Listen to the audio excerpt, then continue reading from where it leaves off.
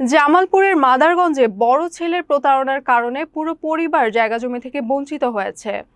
বাড়ি ছাড়া হয়ে নিঃস্ব কৃষক বাবা এখন মেয়েদের বাড়িতে মাথা গুঁজের ঠাঁই নিয়েছেন। ন্যায় বিচারের দাবি জানিয়েছেন ভুক্তভোগী কৃষক ও তার 4 মেয়ে।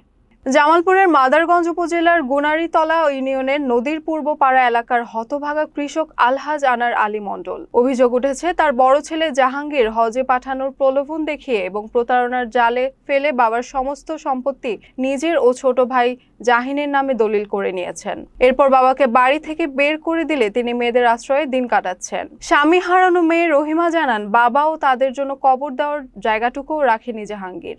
আমি রাহিনা আলহাজ আনার আলী মন্ডলের ছোট ছেলে, প্রতারক জাহাঙ্গীরের ছোট বোন। বাবার সম্পত্তি প্রতারণা করে নেওয়ার প্রতিবাদ করলে জাহাঙ্গীর তার বোন ও বোন জামাইদের নামে মিথ্যা মামলা দিয়ে হয়রানি করছেন বলে অভিযোগ করেন আরেক বোন ববিতা ও কবিতা। গত 5 মে 999-এ ফোন করে ভুট্টা চুরির মিথ্যা অভিযোগও করেন তিনি। ও নিজেও সন্ত্রাসদের সাথে চলাফেরা। আপনি এলাকায় যাই শুনেন, বড় ভাই সম্পর্কে আর কি বলবো, নিজেরই লজ্জা লাগে। আমার বাবা সম্পূর্ণ সম্পদ লেখে নিয়ে ওই ছোট ভাইরে আংশিক কিছু দিছে দিয়ে আমার বাবারে তো মায়ের ঘাট ধরে বাইর করে দিছে দিয়ে আমার বাবা আমাদের বাসায় আসছে নিছি, মাঝে মধ্যে আমার ছোট ভাইয়ের বাসায় যায়। মাদারগঞ্জ মডেল থানার সাব ইন্সপেক্টর জানান তদন্তে ভুট্টা চুরির অভিযোগটি মিথ্যা প্রমাণিত হয়। এদিকে জাহাঙ্গীরের বড় বোন জামাই খলিলুর রহমান ফেসবুকে তাকে নিয়ে মানহানিকর মন্তব্য মিথ্যা মামলার তীব্র নিন্দা জানিয়েছেন।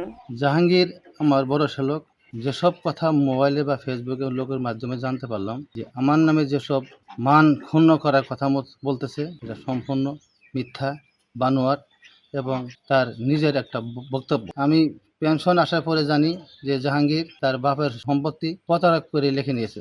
অন্যদিকে অভিযুক্ত জাহাঙ্গীর জানান তিনি তার বাবা ও বোনদের সাথে কোনো অন্যায় করে থাকেন তবে বিচারের আওতাধীন হবেন। আমার ক্ষতি এরকম ভাবে করছে, আমি 2 একর 10 শতাংশ জমিন আমি ভুট্টা লাগাইছি, সেই ভুট্টাকে তারা কেটে নিছে। তখন আমি 999-কে আমি অবগতি করি, 999 আইসে ঘটনাস্থল সম্পূর্ণ দেখে। কিন্তু আমি এর জন্য আমি এলাকাত গেলে আমাকে অনেক কিছু গালাগালি করে, মারধর করে।